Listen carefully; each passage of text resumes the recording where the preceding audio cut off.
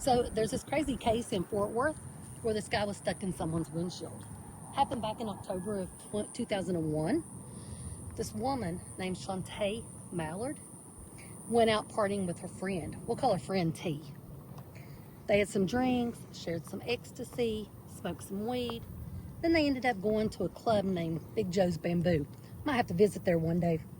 Well, at the club, they decided to party up the night. They drank some more drinks, smoked some more weed. They decided to dance the night away, have a good time. By the time they left about 2:30 in the morning, she was pretty messed up.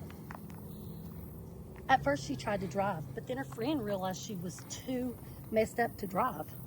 So her friend decided to drive. They stopped at her friend's house, but Chante decided she didn't want to stay there. She wanted to go on home. So she decided to jump in her car and head on home. That's how she ended up on Highway 287. While on Highway 287, she hit a homeless man named Greggory Biggs. He flew through her windshield and got stuck there, still alive. She freaked out, but she just kept on driving. She went home, pulled into her garage with him still halfway through the windshield, and she just shut the door. She said she wanted to help, but she was too scared. She didn't call for help, but instead she just called her friend. It's around 3:30 in the morning this time. All she did was whisper to her, "Come get me." When her friend got there, Chante jumped in the car panicking. She eventually did tell her friend what happened. She said, "I tried to shake him off the car, but I couldn't."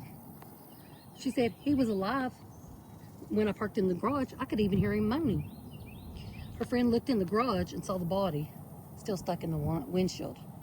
She begged Chante to call the police. Chante wouldn't. So, "No, I ain't calling. Let's go to your house." They went to her house, back to her friend's house, slept it off for the night.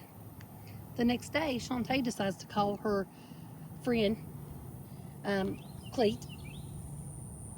So she shows Cleet the body. She says, "Man, I really messed up bad." Cleet decides to check the body, touches him with a rake, realizes he's dead. So he calls his cousin. Together, they decide to pull the body out of the windshield, wrap it in a blanket, shove it in the trunk, and drove him to this park.